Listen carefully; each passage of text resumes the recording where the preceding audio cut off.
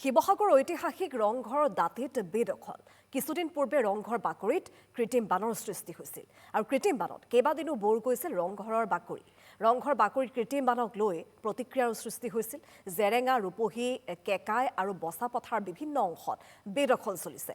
ৰংঘৰ পানী নিষ্কাশিত হোৱা ৰূপহীজানৰ মেচিজানতো বেদখল আৰু শীঘ্ৰে ৰূপহীজান বেদখলমুক্ত কৰাৰ বাবে দল সংগঠনে এতিয়া জনাইছে দাবী। ৰূপহীজান বেদখলমুক্ত নকৰিলে প্ৰতিবাদৰ হুংকাৰ শিৱসাগৰবাসীৰ। আৰু এই সন্দৰ্ভতে শংকৰজ্যোতি শইকীয়াৰ এক প্ৰতিবেদন আগবঢ়াইছে। একাংশ শিক্ষিত মূৰ্খৰ বাবে এতিয়া শিৱসাগৰৰ ঐতিহাসিক সম্পদসমূহ সংকটৰ গৰাহত।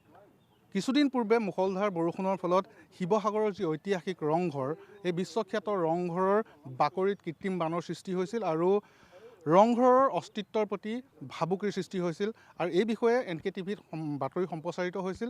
আৰু ইয়াৰ পিছতেই তৎপৰতাৰে একাংশ যুৱকে বা একাংশ স্থানীয় লোকে ইয়াৰ যিসমূহ স্থানত পানী জমা হৈছিল বা য'ত য'ত পানীৰ বন্ধ হৈ পৰিছিল, সেই বাটসমূহ খুলি দিয়াৰ ফলত ইতিমধ্যে পানী যিহেতু ওলাই গৈছে, কিন্তু ইয়াৰ পৰিৱৰ্তে যি দীৰ্ঘম্যাদী এক পৰিকল্পনা ল'ব লাগে, সেই দীৰ্ঘম্যাদী পৰিকল্পনাৰ ক্ষেত্ৰত কিন্তু বাধা আহি পৰিছে। এই মুহূৰ্তত মই দেখুৱাম যে ৰংঘৰটোৰ যি ঐতিহাসিক ৰংঘৰ, এই ঐতিহাসিক ৰংঘৰক 4খন পথাৰেৰে আৱৰি আছে আৰু এই 4খন পথাৰৰ দাঁতিতেই আছে ৰূপহীজান। আৰু এই ঐতিহাসিক ৰূপহীজানেদি এসময়ত স্বৰ্গদেউসকলে আহি ৰংঘৰত তেওঁলোকে ৰং ধেমালি তেওঁলোকে প্ৰত্যক্ষ কৰিছিল। কিন্তু এতিয়া বৰ্তমান ৰূপহীজানৰ এই অৱস্থা যে ৰূপহীজান এটা নলাত পৰিণত হৈছে। আৰু এয়া কেৱল এই স্থানৰে দৃশ্য নহয়, ৰংঘৰৰ পৰা দিখৌমুখ তথা তেলীয়াডোঙালৈকে যি ৰূপহীজান বৈ গৈছে, সেই ৰূপহীজানৰ বিভিন্ন অংশত ইতিমধ্যে বেদখল সৃষ্টি হৈছে। আৰু বিশেষকৈ ৰংঘৰৰ দাঁতি কাষৰত যিসমূহ পথাৰ আছে, সেই পথাৰসমূহতো বেদখল হোৱাৰ ফলত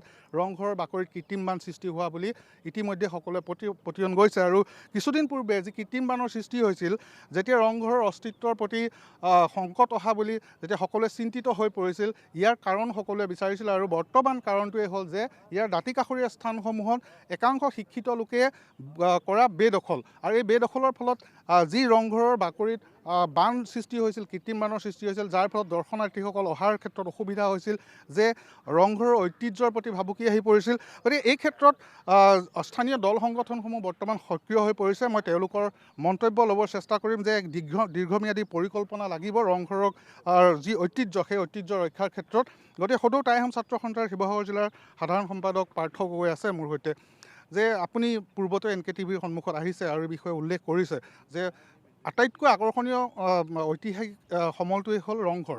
বিশ্বৰ বিভিন্ন স্থানত প্ৰখ্যাত, যে ইয়াৰ ক্ষেত্ৰতে যদি সংকট আহে আৰু ইয়াৰ বাবে এটা দীৰ্ঘম্যাদী পৰিকল্পনা লাগিব যিহেতু, এতিয়া কি ক'ব এই মুহূৰ্তত আপুনি? চাওক, এছিয়াৰ প্ৰথমটো পেভিলিয়নে আজি ইয়াত সংকটত পৰিছে। আপোনালোকে দেখিবলৈ পাইছে যে এজাক বৰষুণতে কৃত্ৰিম বানৰ কবলত পৰে ৰংঘৰ বাকৰি। গতিকে আমি ক'ব বিচাৰিছোঁ, যিটো সময়ত বিশ্ব ঐতিহ্যৰ ক্ষেত্ৰৰ স্বীকৃতিৰ বাবে শিৱসাগৰ আমি আশা প্ৰকাশ কৰি আছোঁ শিৱসাগৰখনক লৈ, তেনে সময়তে এজাক বৰষুণত ৰংঘৰৰ আজি বানপানী সদৃশ পৰিৱেশ সৃষ্টি হৈছে। গতিকে ইয়াৰ মূলতে আপোনাৰ যি কাৰণ কাৰখানাবোৰ যদি আপুনি চায়, ইয়াৰ দাঁতি কাষৰীয়া যিবোৰ আপোনাৰ ড্ৰেইনেজ যিটো ব্যৱস্থা থাকিব, ইয়াত ব্যৱস্থাটো উন্নত নহয়, যাৰ কাৰণে নেকি ইয়াত পানী জমা হোৱাৰ এক অন্যতম কাৰণ বুলি আমি ক'ব বিচাৰোঁ। যে এছাম লোকে তেওঁ অট্টালিকা নিৰ্মাণ কৰিছে, ঠিকে আছে, তেওঁলোকৰ কিছুমান তেনেধৰণৰ অকৃতজ্ঞ লোকৰ অবিবেচকি কাণ্ড কাৰখানাৰ কাৰণে আজি ইয়াত বানপানী সদৃশ পৰিৱেশ সৃষ্টি হ'বলৈ ইয়াত হৈছে। গতিকে সময় থাকোঁতে আমি বিভাগীয় কৰ্তৃপক্ষক আমি কৈছোঁ যে এই সমস্যাসমূহ এটা বিজ্ঞানসন্মত চিন্তা চৰ্চাৰ এই সমস্যাসমূহ সমাধান কৰক। অন্যথা যিটো আমি কৈ থাকোঁ যে 600 বছৰীয়া সোণালী ইতিহাসৰ স্বাক্ষৰ বহন কৰা এই ৰংঘৰ কৈ থাকোঁ, এই ৰংঘৰ এদিন হয়তো ৰংঘৰলৈ অস্তিত্বৰ ভাবুকি আহিব, ৰংঘৰ এনেদৰে হয়তো যে নিশেষ হৈ যোৱা উপক্ৰম হ'ব। গতিকে সময় থাকোঁতে পুৰাতত্ত্ব বিভাগ আৰু জিলা প্ৰশাসনৰ সক্ৰিয় যুদ্ধকালীন প্ৰস্তুতিৰে এই ৰংঘৰৰ যি আমাৰ পানীৰ যিটো মূল সমস্যাটো যে সমাধান কৰাৰ ক্ষেত্ৰত যে তেওঁলোকে এটা আগভাগ ল'ব, তাৰ আমি আশা প্ৰকাশ কৰিছোঁ। ধন্যবাদ জনাইছোঁ। আন দল সংগঠনৰ লোকসকল ইয়াত আছে। পুৰাতত্ত্ব বিভাগ নামৰ এটা বিভাগ আছে। বিশেষকৈ আপোনাৰ ঘৰত পোহা যিটো পোহনীয়া কুকুৰ, তাক বান্ধি থোৱা যায়, তাক ভাত দিয়া যায় বা অন্যান্য খাদ্য দিয়া যায়, কিন্তু বিশেষ কাম নাথাকে। এতিয়া পুৰাতত্ত্ব বিভাগটোৰ একে অৱস্থা হৈছে নেকি? আমাৰ ইয়াত চাওক, PWD বিল্ডিংছে একেবাৰে কাম কৰা নাই মানে তেওঁলোকে যিখিনি বেদখলখিনিতো তেওঁলোকে একেবাৰে হেৰি কৰিব পৰা নাই, মুক্ত কৰিব পৰা নাই। ইয়াৰ পানী ওলাই যাবলৈ হ'লে এই নলাটো ক্লিয়াৰ কৰিবই লাগিব। আৰু নলাটোৰ কাৰণে আপোনাৰ যোনটো এটা এগ্ৰিমেণ্ট হৈছিলে, বিশেষকৈ যিমানখিনি পটাদাৰ মাটি আছে তেওঁলোকৰ এগ্ৰিমেণ্ট এটা হৈছিলে যে 4 ফুটকৈ নলাটো থাকিব। কিন্তু এতিয়া যদি আপুনি চাই, নলা ক'ৰবাত গৈ 1.5 ফুট হৈছে, ক'ৰবাতো 1.5 ফুটো নাই। আৰু এই 1.5 ফুট 1 ফুটতো আপোনাৰ কি কৰিছে, জাবৰ আৰু মাটি দম কৰিছে। আৰু আপোনাৰ কিছুমান জেগাতো তাৰ ওপৰতে বাথৰুম বনাই দিছে। সেইটো কাৰণে কালি আমি যেতিয়া নিজে গৈ পেলাই আপোনাৰ নলাত নামি পেলাই আমাৰ ল'ৰাই ৰাইজৰ দলৰ কৰ্মীয়ে গৈ নামি পেলাই যেতিয়া আমাৰ চাইছিলেগৈ নলাটো দেখিছে যে এইপিনে বন্ধই হৈ আছে।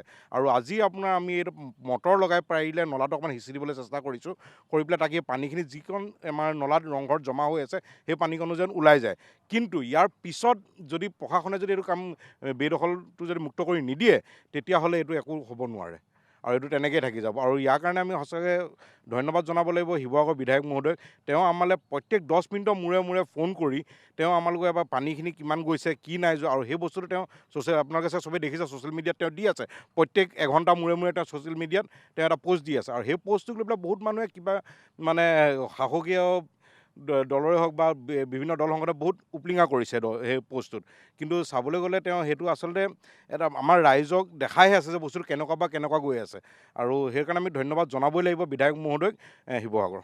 হয়, আৰু এটা প্ৰশ্ন সোধোঁ যে এক বৃহৎ প্ৰকল্প যিহেতু ইয়াত লোৱা হৈছে, ৰংঘৰৰ সৌন্দৰ্য বৰ্ধনৰ বাবে বিভিন্ন দেশী বিদেশী পৰ্যটক আহিব, কিন্তু ইমান এক বৃহৎ প্ৰকল্প লোৱাৰ পিছতো যে যিসমূহ খুঁটি নাটি ইয়াত মাৰিব লাগিছিল, যিসমূহ পৰিকল্পনা কৰিব লাগিছিল, বিশেষকৈ এই ৰংঘৰটোৱে যিহেতু আকৰ্ষণ, মূল কেন্দ্ৰ ইয়েই, গতিকে ইয়াক সুৰক্ষা দিয়াটো প্ৰথম কথা, তাৰপিছতহে প্ৰকল্পৰ কথা আহিব। গতিকে ৰূপহী জানখনেই যদি বেদখল হয়, ৰূপহী জানেই যদি বেদখল মুক্ত নহয়, তেনেহ'লে ইয়াৰ প্ৰতিটো সংকট সদায় আহিব।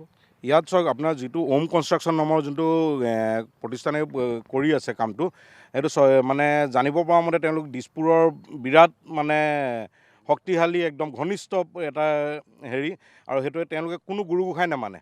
এতিয়া আপুনি যদি চাই আপোনালোকে চাগে ভিজুৱেল লৈছিলে, ইয়াত আপুনি চাওক যিকোনো কামৰ যেতিয়া কনষ্ট্ৰাকশ্যন এটা চলে ইয়াত এটা ড্ৰেইনেজ ছিষ্টেমটো হ'ব লাগিছিলে।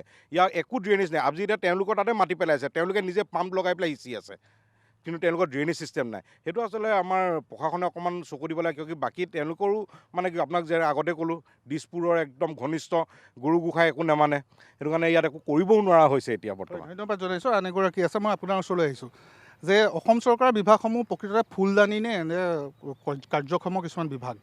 নহয়, আমি প্ৰথম কথা হ'ল আমি চিন্তিত হৈ পৰিছোঁ যে বিশ্ব ঐতিহ্যত আচলতে ৰংঘৰক উজ্বলাবলৈ চেষ্টা কৰা যি ৰংঘৰ প্ৰকল্প লোৱা হৈছে, এই ৰংঘৰ প্ৰকল্পৰ কাম সম্পূৰ্ণ হৈ উঠাৰ আগমুহূৰ্ততে ৰংঘৰ নিচিনা এটা অনুষ্ঠান নিশেষ হৈ যাব নেকি? আজি দেখিছে আপুনি এজাক বৰষুণতে আচলতে ৰংঘৰ পানীৰ মাজত থাকিবলগীয়া হৈছে। ইয়াৰ মূল কাৰণসমূহ বিভিন্নজনে ইতিমধ্যে